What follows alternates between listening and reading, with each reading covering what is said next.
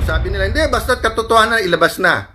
O di ba ang daming tumaas ng kilay nung sinabi ni Senator Erwin na yung 400 million sa SALN niya, more or less, yun yung narinig kong amount. Ang sabi daw is yung amount na niyang kinita niya nung nung media. Nagsalita si Jason na napakatagal niya sa media and he was on prime time. Wala pa siyang kilala ni isang media na ganun kalaki kinita. So, pwede na ba natin patawag ang BIR at tignan lahat ng tax ni Senator Erwin? Pwede na ba natin patawag ang AMLA at mga bangko? Ganun din kay Senator Lacson, di ba? Dito sa Pilipinas, gamit na gamit yung salitang ayuda. Akalain mo, galit na galit ka sa korupsyon, sa flood control issue, sa lahat ng nakawa na nangyayari sa bansa, mga magnanakaw na pinapawalang sala. Pero kapag nasama yung pangalan mo sa mabibigyan ng 10,000 at tinanong ka kung anong masasabi mo sa korupsyon, yung sasabihin mo, no comment ako dyan. Hey!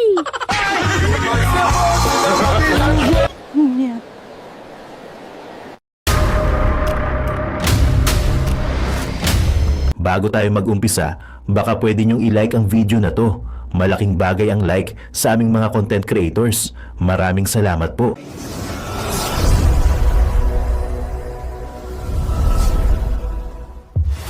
I didn't really pay that much attention pero parang dumoble yung kanyang SALN tapos sinabi niya sa negosyo. So, we're giving him a chance to explain. Nag-explain siya kahit walang nagtatanong. Pero ang tanong ko, ngayon ba pinapakuha natin yung AMLAC, yung pinapakuha ba natin yung BIR records niya, yung bank records, or pinapapaliwanag muna natin? Yan ang isang pinag-uusapan ngayon Kaya tayo dinidistract. Diba? So, unang nagdi-distract, NBI, sausaw ka agad yung DOJ, etong ombudsman, pinipilit kong respeto, pero sausaw na din na naman. And then, afterwards, ang Malacanang, kung ano nang sinasabi, hindi kasali dyan yung kakampi nila, kasali yung kakampi. Hindi daw kasali, pero sabi ng ombudsman, bubuksan ulit. So, just do your job and I will honor you kung tama. Diba? Dapat po fair at may justice po yung rules na yan. Ang ating pong rules ay yung konstitusyon. Pero ang rule po ngayon ay bend the law. Bend the law. Pati hindi na po bend the law, bend the constitution. Kung ano na lang ang gusto nilang interpretasyon sa batas. At dahil parang ngayon, frat war sa college, wala nang tama't mali. Ang question na lang, sino magkakampit, hindi. Yan. Nagkakaproblema yung buong bansa. When we bend the law, especially when we bend the constitutions, we weaken our institutions. So ano po yung pangatlong K? Corruption. Corruption. When you bend the law, it promotes corruption. So sabi po, unang sinabi ng new majority, huwag kayong mag-alala, hindi na si Senator Lacson ang magiging blue ribbon. So parang nilang inamin na talagang siya, what do you call this, bias doon at ayaw na sa kanya at saka medyo aminin man nila hindi, kung ano na script ng Malacanang, yun na sinusunod ni Senator Lacson at ni Senator Soto noon. Umakyat sa plus 31 ang net satisfaction rating ni Vice President Sara Duterte batay sa pinakahuling Social Weather Station survey na isinagawa noong Hunyo 20 hanggang 29 netong taong 2026. Sa survey, 58% ng mga respondent ang nagsabing satisfied sila sa performance ng Vice Presidente. 26% ang dissatisfied at 16% ang undecided. Alright, reaction. TVPS nagbabalik. Reaction. Napakaganda po ng pag-uusapan natin ngayon mga ka-reaction. Ako po, bago ko po ipalabas sa inyo yung itong po ni SP Cayetano, ito. Ang kanyang bagong First and vlog. foremost, Mga ka-reaction, pag-usapan muna natin to. Balita ko mga ka-reaction, talagang nagpapanik na po dyan sa Malacanang. Balita ko mga ka-reaction, talagang gigil na po ang mga kalaban ni Bibi Sara. At balita ko mga ka-reaction, parang nagbaback to you lahat ang ginagawa nila sa Vice Presidente. Bakit kanyo? Kasi ang kinakaso po ng mga grupo ng mga talipandas, ang kinakaso po ng grupo ni Tambaluslos, ng mga tuwadcom, kung tawagin nila noong 2024-2023, yung mga tuwadcom, ay betrayal of public trust. Pag sinabi po kasi nating betrayal of public trust, yung tiwala ng taong bayan ay binetray o talagang tinarantado ang tiwala ng taong bayan. O masasabi nating binudol, binudol ang tiwala ng taong bayan. Nagtiwala ka, binigay mo ang iyong buong puso, buong paniniwala, buong tiwala, buong isip kay Bongbong Marcos, tapos binudol ka lang niya, nagnakaw lang siya na nagnakaw, wala namang ginawang matino. Palagay ko po yun ang betrayal of public trust. However, sabi nga dito, dito, paano mo masasabi na si Sara Duterte ngayon ay may tinatawag na betrayal of public trust? Kaya ang taas po ng trust rating. Satisfaction pa, ha? Hindi lang sila trust, satisfied pa yan. Satisfaction rating. Satisfied po ang buong ang mamamayang Pilipino kay Sara Duterte. Bakit kanyo mga kareaksyon? Kahit pagsamahin mo pa yung 21% tsaka 25% na undecided, yung dissatisfied, positive pa rin. Kasi magiging 46% lang yun. Ibig sabihin, positive pa rin siya ng 8%. Nako! Anong gagawin mo ngayon dito, Bongbong Marcos? Anong gagawin mo dito? Nangyari dito, talagang malupit po mga ka-reaction Positive 31%? Sa dinami-dami ninyong kinaso sa kanya, ginamitan nyo na siya ng salamangka, ginamitan nyo na siya ng pera ng gobyerno, nagkakamatayan na nga ang inyong mga vloggers dahil nagkaka-onsiyan, di umano, nagkaka-onsiyan. Sa mga bayaran, 2 million, 2.5, hindi binigay ang bato o ang balato o ang parte. O, anong nangyari pagkatapos? Nagka-onsiyan, nagkabarilan.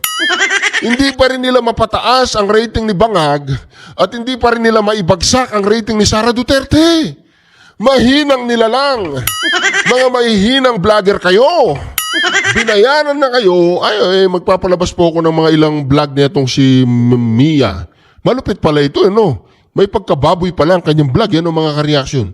Binaboy talaga si Sara Duterte at si Pangulong Duterte. Grabe talaga pala yung Mima Alicia na yun. Pero bakit naman kayo natutuwa at namatay ang isang tao? Ako hindi po ako natutuwa. Dahil vlogger yan, kung yan konektado sa kanyang pagbablog, ay kinukundi na po natin yan. Hindi po tayo natutuwa sa isang patayan. However, kung yan ay love triangle o yan ay nagkaroon ng ibang kaaway, may napanood pa nga ako, may nakaaway siya sa kalsada Anyway, mga kareaksyon, balikan natin itong ratings. Paano anong gagawin nyo sa Malacanang? Nababaliw na kayo siguro dyan kasi negative 31, ay positive 31 to. Habang si Bongbong Marcos, hindi nila sinama dito. Balita ko si Bongbong mga nasa negative 37 siya. Ganun po kalala ang satisfaction rating ni Bongbong Marcos. Sino ba naman magtitiwala sa isang bangag? Mga ka-reaction, kung yung kapatid mo o kapitbahay mo, alam mo, adik, alam mo, bangag, na dati mong pinagkakatiwalaan. Pagkakatiwalaan mo pa ba siya ngayon? Na dati pinagkakatiwalaan mo, bantayan niya yung mga panabong mong manok. Sinabi mo, alika nga rito, boy. Pag ibantayan mo itong mga panabong kong manok, bibigyan kita ng 500 isang araw. Bantayan mo lang. Pagbalik mo, nawala yung dalawa, yung pinakamahal. Yung tinatawag mong pang 10 cock. Nawala. Nakatulog di umano ngayon. Napag-alaman mo ngayon, bumabatak. Pagkakatiwalaan mo pa yan? Ganyan ang nangyari kay Bongbong. Nung sinabi ni Aimee Marcos na durugista si Bongbong, kaya pala nagkakawalaan ng pera ng taong bayan. Kaya pala nagkakawalaan ng mga ginto. Kaya pala nagkakabentahan ng mga property ng gobyerno. Di ba? Binebenta lahat. Kaya mga ka-reaction, ganyan po ang gawain ng mga adik. Pagkatapos magnakaw, mangupit, wala nang manakaw, wala nang makupit. Kung ano-ano ibebenta, kaldero, kawali, plancha, kung ano-ano ibebenta. Oo, pati mga underwear, bebenta na yan. However, mga ka-reaction, ano ang gagawin nyo ngayon si Sara Duterte? Patuloy ang pagbulusok pa'y taas. Hindi pa bagsak. Ano ang gagawin mo, Bongbong? Ayusin mo yung mga vlogger mo kasi. Yung mga trolls nyo, ayusin nyo. Kasi yung mga trolls, ganito po yan. Bibigyan ko kayo ng idea, Bongbong. Ganito yung mga trolls, mga walang pinag-aralan yung mga trolls na yan. Yung mga tumatangga para manira ng kapwa-tao, mga walang klase, o mababang class ng mga taong yan. Mabababang uring pagkatao yan. Mantakin mo, napanood ko yung mga ibang vlog ni Mima Alicia.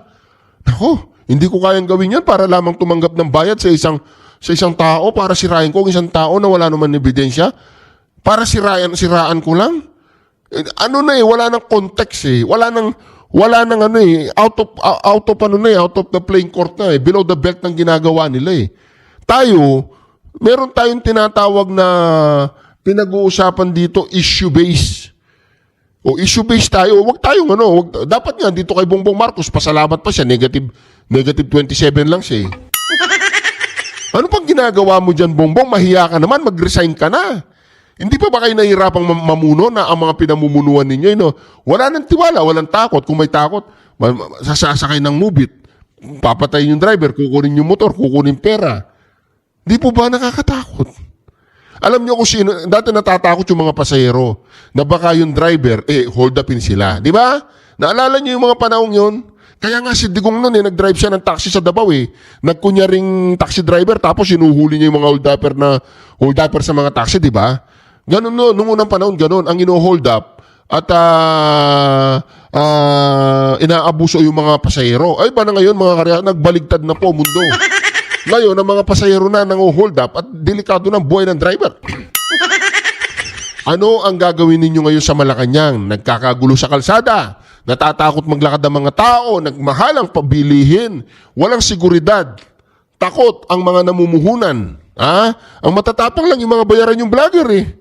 Sila na yata nagpapatayan na dahil nagkaka-11 yan sa bayaran eh. Hindi ko po sinasabing si Mima Alicia, sangkot siya dun sa nagkaka-11 yan ha. May mga nababasa-basa lang ako sa internet. Tsaka bakit kukuha kayo ng mga vlogger na bayaran? Mga walang prinsipyo yan. Mga walang kwentang tao yan. Lahat ng mga vlogger na tumanggap ng bayad para siraan ng mga Duterte, kayo'y mga mababang uring tao, mga walang kwenta kayo. Kasi unang-una, yung nagbayad sa inyo, ang tingin sa inyo ay mga demonyo at mga bayaran. Alam niyo yung mga nagbayad sa inyo kung binayaran man kayo ni Bongbong o ni Tambaluslos?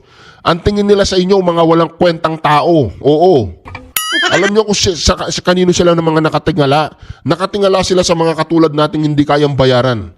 Na hindi tayo bayaran, hindi tayo tumatanggap ng sahod kanino man, wala tayong bayad, ang ginagawa natin ay puro at tunay na pagmamahal sa ating bayan. Halimbawa, si Sara Duterte nagnakaw, napatunayang nagnakaw at nangulimbat, titirahin natin yan, kukundinahin natin yan. Hindi ito bulag na pagsunod. Ang channel na ito ay hindi bulag na pagsunod. Kahit mali ng ginagawa ng mga Duterte, patuloy pa rin natin sila pupurihin. Hindi, kaya lang wala akong makitang pagkakamali nila pagdating sa pamumuno. Pagdating sa pamumuno, ang ganda ng Davao, nung panahon ng Pangulong Duterte, nabawasan o talagang natakot ang mga kriminal. At ang mga simpleng mamamayan na hindi kriminal ay malayang nakakapaglakad, malayang nakakapamasyal at walang kinatatakutan. Bakit? Nagtatagulat ng mga kriminal kasi mamamatay sila. Kapag nahuli sila at natokhang sila, kulong o kaya rehab. Pag nanlaban, yun, diretso. Sa garapon, sabi nga ni Mima Alicia.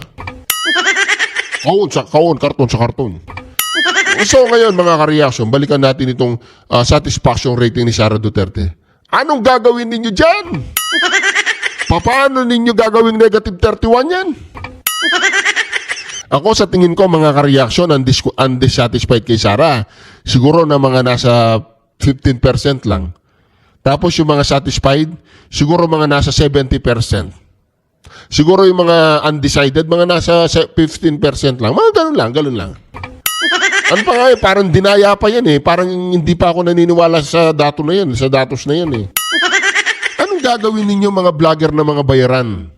Unang-una mga ka-reaction yung channel ni Mima Alicia, hindi naman sa mga ka-reaction. Binisita ko kasi hindi ko naman talaga pinapanood dito, hindi ko sinusubaybayan ito. Mga ka-reaction, ipapakita ko po sa inyo yung kanyang channel. Mga ka-reaction, paano? Irrelevant na nga mga ka-reaction Irrelevant na nga yung kanyang channel.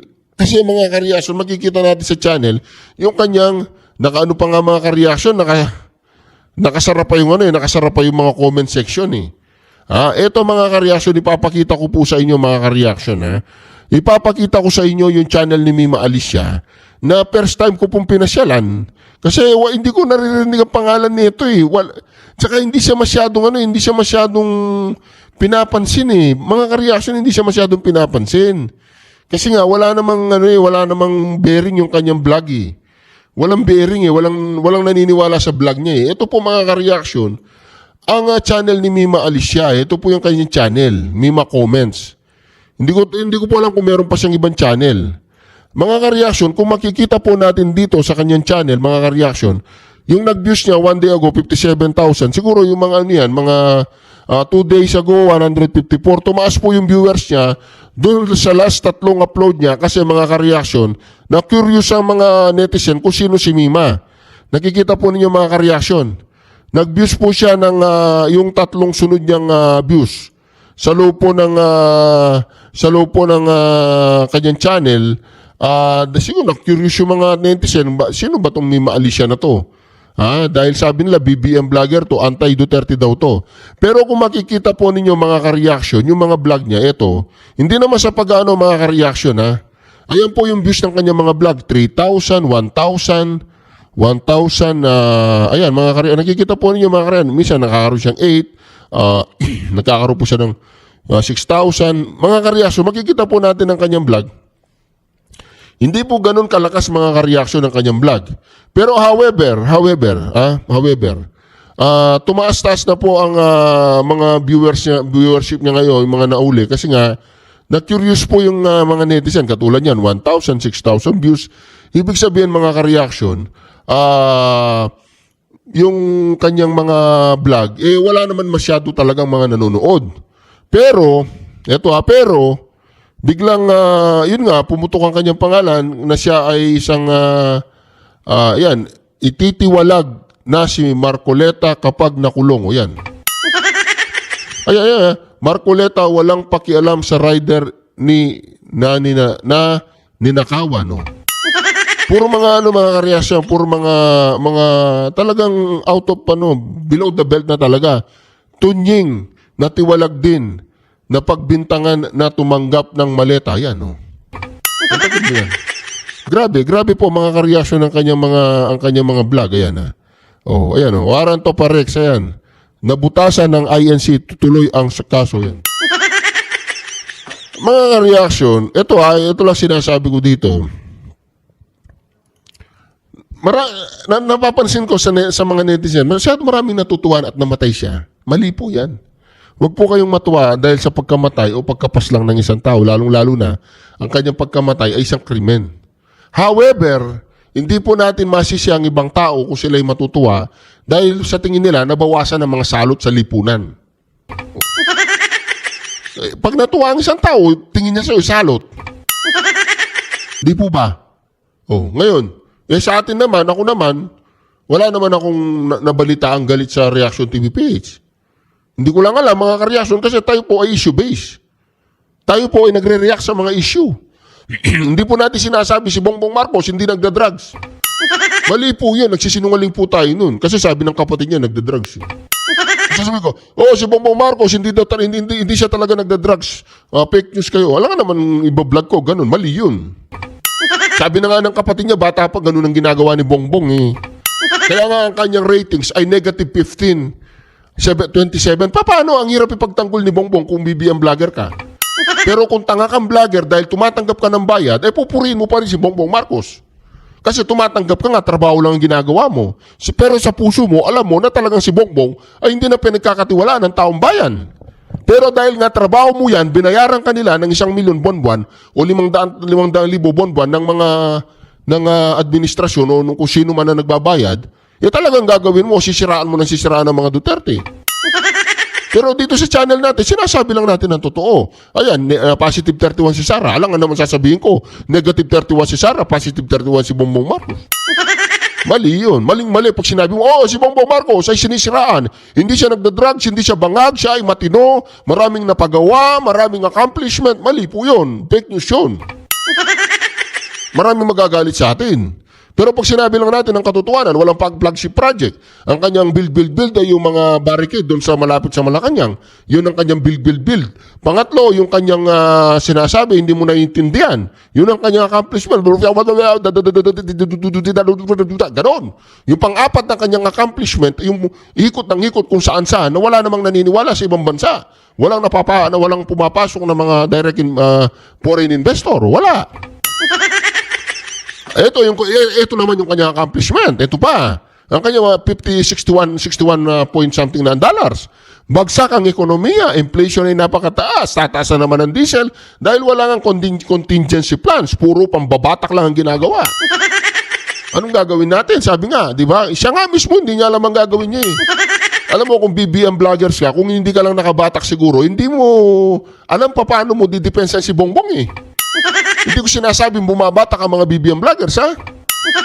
Pero, alam nyo, kasi ako, hindi ko pa nga nakita, natikba, anong itsura ng drugs na yan. Pero, palagay ko, kung hindi ka magsiset ng mga tatlong boting beer o 2 boting lambanog, hindi mo alam paano ibablog si Bongbong eh. Kaya yung mga vlogger na, mukhang mga lasing na eh. Lasing sa pera. Sumobra ng bayad sa kanila. Wala silang pakialam kahit wala nanonood sa kanila kasi nga bayad sila. Tayo, wala nga tayong bayad nakikiusap na nga tayo sa ating mga viewers na mag-subscribe lang at magpa-member at alam nyo na, pakulay, ganun, yun. Kung okay lang, kung hindi po okay, masaya na po ako at nanonood kayo araw-araw. Yun lang naman, Pero tatanggap tayo ng bayad sa mga pagkakautangan natin ng loob ay yung mga nasa posisyon. Mali po yan mga kareaksyon. Sumobra na po. Ito na. Tuloy na natin mga kareaksyon. Tuloy na natin ha. Ayon sa SWS, ang plus 31 ay nasa antas na good, mas mataas ng 2 points kumpara sa plus 29 noong Marso 2026. Samantala, si Pangulong Ferdinand Marcos Ito Jr. na. ay nagtala ng minus Okay pa at least from negative 15 naging negative 7 ha. Parang lumaki-laki yata ang naibigay nilang pera ngayon. Okay na, neutral. Naging neutral ha. At least, congratulations Bongbong ha, congratulations from negative 15 naging negative 7 na lang ha. At least kahit pa paano sa buhay mo may negative ha. Kahit alam ng lahat na ayaw mo mag-air follicle test dahil magpa-positive ka di umano. At least negative ka dito, negative. Magpugay ka dyan sa Malacanang, magpugay ka. 7, net satisfaction rating kung saan 38% ang satisfied, 45% ang dissatisfied, at 17% ang undecided. Bagamat tumaas ito mula sa negative 15 noong Marso 2026, nananatili naman itong nasa antas na neutral. Nako! Neutral pa ha. Negative 7, neutral ha mga ka-reaction. Kaya dito makikita po natin dito na ang dapat kasuhan ng tinatawag nating betrayal o public trust.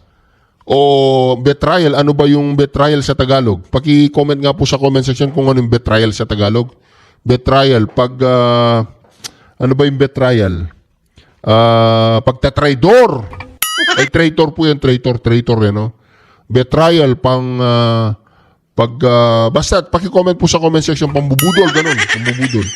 Pambubudol. Itinanggi ni Ito mga ka-reaksyon ng problema. Ito mga ka-reaksyon ng problema. Malaki po ang problema ngayon ni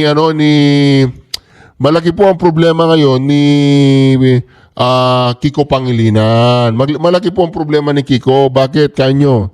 Ipapakita ko po sa inyo ang problema ni Kiko mga ka-reaction. Napakalaki po ng problema ni Kiko Pangilinan kasi sabi ni Congressman Meow Barsaga mga ka-reaction. Sabi po ni Congressman Barsaga, hindi raw po siya na-inform na itong si Kiko ay sikat na daw siya sa Amerika. Paano po siya ay sa China? Ano pong ibig sabihin dito ni Kiko na sikat na siya sa China? Ang nangyari po pala mga ka-reaction, meron pong video mga ka-reaction na meron pong video na ang nangyari mga ka-reaction, ito. Chinese Foreign Ministry spokesperson Lin Jian na sa gobyerno ng China ang ipinalabas na monkey video ng media network na China Daily. Sa ginawang regular press briefing nitong Biyernes, July 17, maikli ang tugon ng opisyal sa issue ng viral video ng panghahamak sa mga Pilipino. Wala na anya siyang iba pang komento.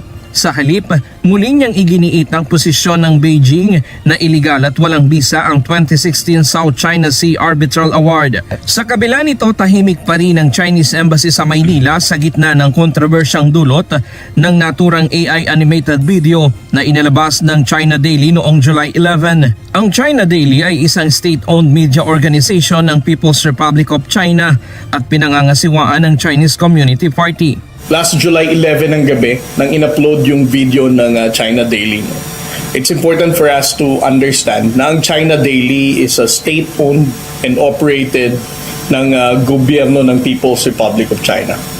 Lahat ng lumalabas sa China Daily ay inaaprubahan at ipinapakalat mismo ng gobyerno ng People's Republic of China. Sa naturang video, isang karakter ng unggoy na nakasuot ng barong Tagalog at salakot ang inilarawan bilang representasyon ng Pilipinas. Sa isang bahagi, ipinakitang umaawit ito ng karaoke na sunod-sunuran umano sa Estados Unidos at Japan. Binanggit din sa video na ang 2016 Arbitral Award ay isa lamang umanong script na ibinigay ng Amerika sa Pilipinas. Ipinapakita rin sa video na inihagis sa dagat ang unggoy at binomba ito ng water cannon ng barko ng Chinese Coast Guard tulad ng ginagawa nila sa mga Pilipinong mangingisda at Philippine Coast Guard na nagbabantay lamang sa teritoryo ng bansa. Pero para na rin silang natutuwa doon sa pag-water cannon nila doon sa monkey. Ganun silang ka-racist. No? Winawater cannon nila ang monkey, tapos pinuportray nila na stupid monkey. So that only shows how racist the Chinese Communist Party is. No? I'm not referring to the Chinese people, but to the Chinese Communist Party. Sila ang mga racist dito. Nagsisimula kayo eh. Ikaw yung caricature mo kay ano eh. Yung caricature mo kay Xi Jinping eh, di ba?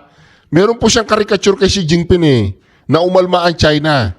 Ngayon gumawa ang China ng caricature ng AI, nagagalit ka. Ang problema pa mga ka-reaction, hindi pala mga Pilipino ang tinitira. Ang tinitira pala ay si Kiko Pangilinan. Walang yan naman. Sino po nagsabi? Si Kiko Barsaga, Kiko versus Kiko. Parehong Kiko nagbanggaan mga ka-reaction. Di ako updated sa balita ba't gumawa ng AI video ang China kay Kiko Pangilinan. Huy. Hindi po mga Pilipino yun, mga ka-reaction na si Kiko Pangilinan daw. Move on na tayo. Sinimulan mo kasi. Ikaw ang nagsimula, walang hiya ka, Tariela eh, yung ilong mo. Bubunutan kita ng bulbul sa ilong eh. Ito na po mga ka-reaction ang ating number 1, SP Cayetano Balbasarado. Dam. So first and foremost, payagan niyo po ako magpasalamat sa Panginoon Diyos. Kahit ano pong struggle, kahit anong hirap, kahit anong disappointment sa atin mind, God is sovereign. He has a plan. He has a plan for you. For each one of you who is watching now, He has a plan for your community, for your family. He has a plan para sa ating bansa. Sabi sa Jeremiah 29:11, "For I know the plans I have for you. Plans to prosper you and not to harm you. Plans to give you hope and a future." Mantakin mo mga ka-reaction ha. Sinimula ni Tariela, sandali lang po mga kare. Sinimula ni Tariela ang caricature. Talagang pinapangit po ni Tariela yung presidente mismo ng China. Binanatan po niya, ginawa niya ng caricature. Binanatan niya. Ngayon, bumira itong China, nagagalit kayo. Ano na naman kayo, nagbabayanihan na naman kayo. Di mo ba mga ka-reaction? Kaya dapat dito matututong si Tariela eh. Dapat dito matuto siya eh. Hindi dapat yung ginagawa-gawa niyang nag-ano-ano siya, yung caricature na ginawa niya laban sa China. Nakakalimutan po niya mga ka-reaction eh. Oh. 'Di ba? Ngayon, ginawan talaga niya ng karikature ng China, mga ka-reaction. Papakita ko po sa inyo, mga ka-reaction. Kasi hindi po tama yung ginagawa ni Tariele. Maling-mali po, mga ka-reaction. Kaya nung bumuelta po itong gobyerno ng China, na laban po dito sa atin na parang pinrotray po niya tayo na mga unggoy, na alam ko naman ang sinasabi niya doon ay yung tinutukoy po ni Kiko Barsaga, mga ka-reaction. Pero bakit ka nasasaktan, Tariela? Gawa ka rin ng karikature, tuloy-tuloy mo lang yung ginawa mo. Wag kang masyadong maboring. Tuloy-tuloy mo lang, dire-diretso mo lang yung ginawa mong karikature sa China. Huwag kang masyadong masaktan. Dahil totoo naman ang ginawa mo ay talagang hindi tama. Hindi tama yung ginawa mong paggawa ng karikature laban sa presidente ng China. Ngayon, gumawa ng AI video ang hindi natin masabi kung kaninong po galing yung talagang video na yun, mga ka-reaction. Kung ginawa ba ng gobyerno ng China o mga individual ang gumawa, ito po, mga ka-reaction, papakita natin. Yung ginawang karikature ni Tariela, sinimulan kasi nila Sinimulan po nila, mga ka-reaction Ayan ayan. Nagsalita siya sa mga estudyante yata hindi ko alam. Basta, ayan, gumawa po siya ng karikature. Ayan, nasa likod, ayan napakapangit po ni Xi Jinping. Ako hindi ko po kinakampihan yung China. Hindi po ako pro-China, pro-Philippines po ako, pero hindi po ako pro-bangag. Hindi rin po ako pro-Tariela, mga tungaw. Kailangan ng pangalan ni Tariela, tungaw. Ngayon nagre-reklamo ka. Kayo nagsimula. Pasalamat ka, meron tayong Kiko Pangilinan, sinagip niya tayo. Si Kiko lang yun, hindi tayo kasama dun. Hindi ako nagsabi nun, si Kiko Barsaga nagsabi. Oy, Xiaoyi, congratulations! Sikat na yung asawa mo sa buong China. So parang magulang yan, may plano sa anak. Pero yung anak, kailangan nakikipag-usap sa tatay, ano tay ang plano mo? Ano ang seed na nilagay mo sa puso ko, sa isip ko? Ano bang future ko ang nakikita mo? So parang bata na sabi mo, yan ang magiging valedictorian. Yan ang magiging pinakamagaling na surgeon sa ating bansa. O yan makakadiscover ng gamot sa isang klaseng cancer or sa lahat ng klaseng cancer. O kaya yung sasabi mo, yan ang abogado na magiging Chief Justice at magbibigay ng hustisya sa ating bansa. Pero kung magdadrug siya or masamang barkada at hindi mag-aaral, hindi mangyayari yung plano.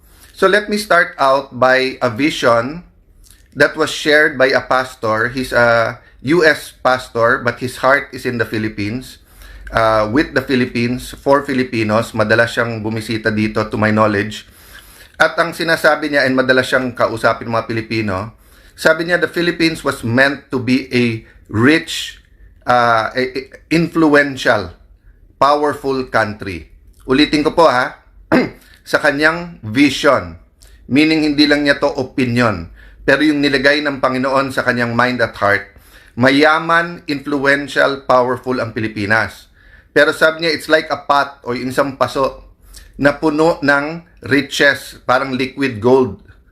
Pero binutas ng mga stewards o ng mga leaders at sinipsip or kinuha yung treasure for themselves, no? He told me this February 25, 2025. So way before the mahiya namang kayo speech. At sinabi nga niya doon, magkaka-shaking, but don't worry, kahit na grabe yung shaking sa politika, it will bring a revival. It will bring young people who will start their hearts will be pointed towards the Lord. So may hope po, may hope. So sa lahat ng nanonood ngayon, sa lahat ng kababayan natin, sa lahat po na nagpre-pray, sa Luzon, Visayas, Mindanao, sa ating mga OFWs, don't lose hope. Maganda plano ni Lord. But we have to seek earnestly kung ano yung plano na yan. We have to do our part, no? Fe Infante, Paul Maquinto, Nuke Wena, Rice, ganda pangalan na, Rick Demart, Factoran, Godspeed din sa'yo. Juliet Machan from New Zealand. So guys, first message ko sa inyo today, maganda future ng ating bansa. We have to take hold of it. The Israelites, when they were freed from Egypt, 40 years sila sa desert. Bakit po? Sabi nung iba, mga religious leaders natin, Christian religious leaders, whether Catholic or Protestant, it was because of sin. Tama din po yon. Dahil sa sunod-sunod pa rin ng pagkakasala, hindi nakapasok sa Promised Land. Hari Pautin, Assalamualaikum, lahat ng ating mga kapatid na Muslim. Assalamualaikum sa inyo, Pastor Corpus. How are you? God bless you po. Mary Ann Vailoses, yan. Sorry po. Gusto ko rin, sabik din ako na kamustahin kayo lahat. Pastor Ador, Elena Balakenya, May Tai. Don't get tired fighting. Prayers po. I-recharge nyo po ako through prayers. God will recharge me na po. So, I was saying po, yung napalaya sa Egypt after napakatagal na slavery, but in the last few decades or the last few years, ine-explain din po ng ating mga pastor, mga ministers, no, na the Israelites were out of Egypt, but Egypt was still in them. Anong ibig sabihin nun? Just because napalaya na sila, hindi ibig sabihin na yung mind nila hindi pa rin slave mentality. Di ba? So, nung 1986, nagkaroon ng EDSA Revolution, sabi natin, never again. Sabi natin, hindi na tayo papayag na muli mabawi ang ating kalayaan. And then, afterwards, between that, ngayon, 2026, naging issue nung 2022, ibabalik ba natin ang isang Marcos? Pero sabi, Team Unity, Marcos Duterte, galing tayo sa pandemic, nakatikim tayo ng mga 10 taon na economic growth from the time of President Pinoy and President Duterte, who I very much respect both of them. So, nung nag-anniversary nung 2026, 40 years, we have to ask ourselves, do we already have that mentality of conquerors? Or ang mentality pa ba natin ay slaves, di ba? So, saan slave? Siguro sa corruption at poverty, di ba? Kung makikita mo, ano ba sistema ng gobyerno ngayon? Una, kuyog, di ba? So, pagka ikaw ay naging oposisyon, vlogger ka man, mayor, congressman, senador, journalist, kung ano man, basta't mag-ingay ka, kukuyugin ka muna. Whether it's through trolls or whether it's through the NBI, whether it's through the departments that are relevant, medyo kukuyugin ka muna. Oo. Kung hindi ka makuha sa kuyog, kakasuhan ka na. Di ba? Oo. Pagka nakasuhan ka na at medyo busy ka na, na-realize mo may pamilya ka, may buhay ka, may there are other things in life, 'di ba, that are important to you. Not only building your nation, if you stop there, panalo na sila. So ang pangatlo nila ay ikukulong ka. Kukulong ka. Thank God wala pa naman yung kill. May mga namamatay pero so far hindi pa naman natin sinasabing political assassinations 'yon, 'di ba? At least at the leaders level. It's a pity that at the street level may killings talaga. But okay. So, kuyog, kaso kulong. So, dun na sa nagsasabing hindi sila nag-i-intimidate, if you assume, kung sa isip nyo, you keep getting away with it and you think that the Filipino people are stupid, that's your opinion. But matalino po ang Pilipino kahit saan mo ilagay, kahit saan bansa, tinitingala. That's why nga sabay-sabay tayo nag-object doon sa depiction, 'di ba? Whether it's anime, cartoons, editorial cartoon, whether it's state media o kahit sino, And baliktad din, di ba po? One time may ganun sa isang TV series sa London, yung mali ang depiction sa ating mga nanis. Nagalit din tayo. So there's no room for hate, there's no room for yung i-compare tayo whether sa Maching, sa Unggoy, etc. Whether that's China or any other country in the world. And we also shouldn't do that. Thank you, Blas Jimenez, for saying be strong. God willing po. Yes, Bog Isidro, makakalaya ba si Sen Marcoleta? I have faith po. I have faith po na yung mga kinukulong nila na political prisoners, no? I consider Senator Jinggoy, Senator Marcoleta, former Congressman Mike Defensor, they are political prisoners. Kinulong sila dahil hindi sa kaso, kung hindi sa konsensya nila. Weaponize ang DOJ, ang Office of the Ombudsman, not for justice, pero dun sa political ends. We can talk more about that after. Siguro naiinggit po ngayon si Chis Escudero sa sitwasyon po ni Cayetano. Sabi nga ni Cayetano, mga ka-reaction, wala siyang magawa. Siya na lang ang natitira ngayon.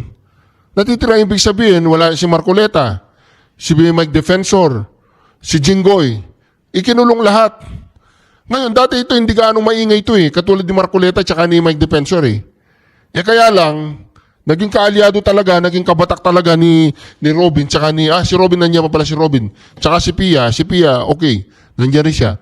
Pero walang magawa, ito yung leader ng minority ngayon. Saludo ako sa iyo, by the way SP Cayetano, ikaw pa rin ang SP ko. Pero mga ka-reaction, wala siyang magawa. Kasi sino pa ang magtutulak sa flood control? Sino pa maghahabol sa mga magnanakaw? Sino pa ang tatayo sa mga tunay na oposisyon? Oposisyon laban sa mga magnanakaw, laban sa mga tulisan, laban sa mga durugista, laban sa mga kampon ng kadiliman. Kaya mga ka-reaction, saluduan po natin si SP Cayetano. At totoo ang sinasabi niya. Si Marcoleta, si Mike Defensor, at itong si Jinggoy, sila po mga ka-reaction ay mga political prisoner. Yun po ang tamang termino na dapat nating gamitin sa tatlong yun. Political prisoner ang tawag sa kanila. Period. Akala mo siguro, Lacson, ikaw lang ang may period, ha? Ikaw lang may period. Wala nang iba. Si Lacson lang may period. After the SONA, no? Para mas maganda yung discussion.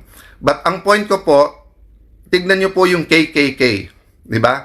Kuyog, kaso, kulong. Ano naman yung KKK natin? Unang-una po, katotohanan.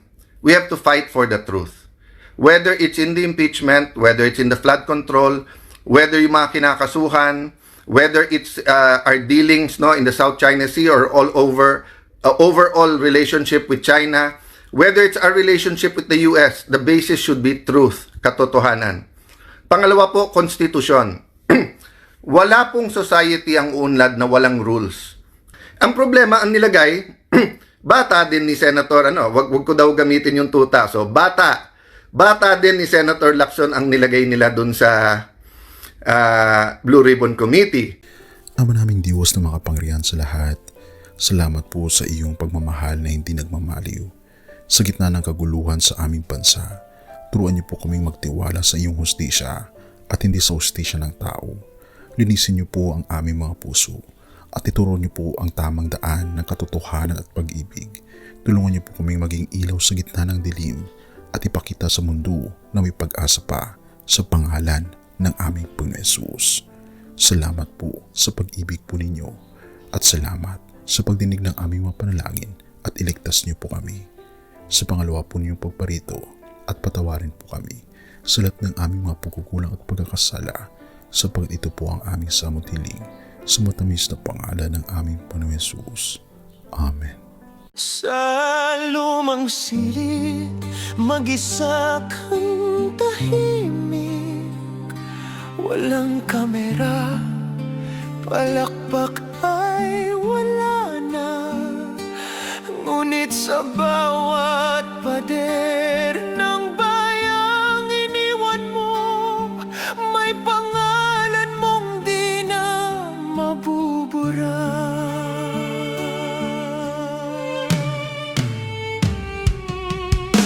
Minsan kang naging balikat na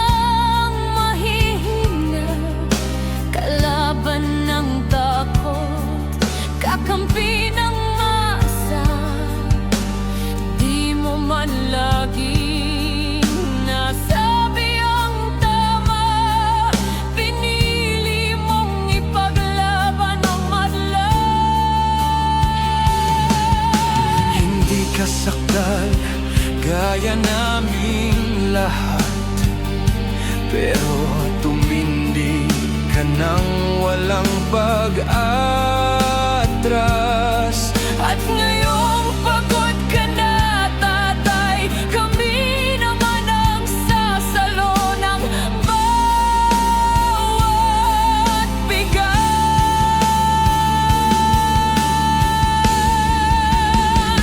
Hanggang sa dulo, ikaw ay mahal, kahit papagod na ang iyong katawan. Tatay, salamat sa iyong paglaban. Ngayon, kami naman hanggang sa dulo. Di ka namin iiwan. Ang kwento mo'y dala ng bayan.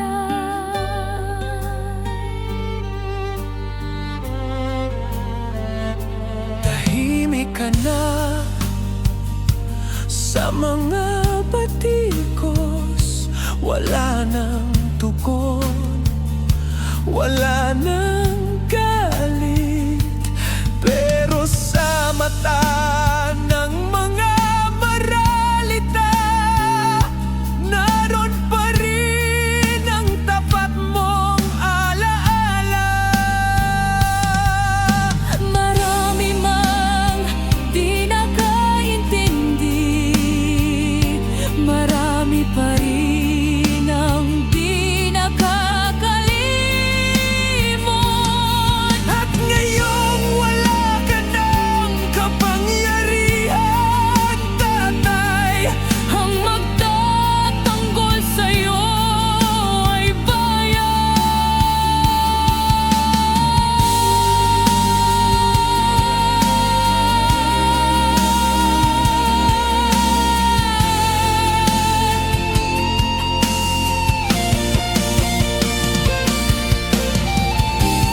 hindi ka nag-iisa kahit ngayon.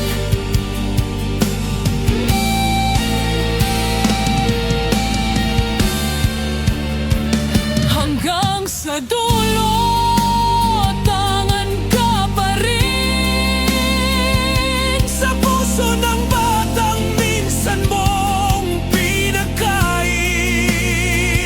Hanggang sa dulo, di ka nag-iisa. Ang dasal ng bayan ay sa'yo pa rin. Tatay, kami naman ang lalaban sa ngalan mo, sa alaala mo. Hanggang sa dulo, dalangin ka ng puso ng masa.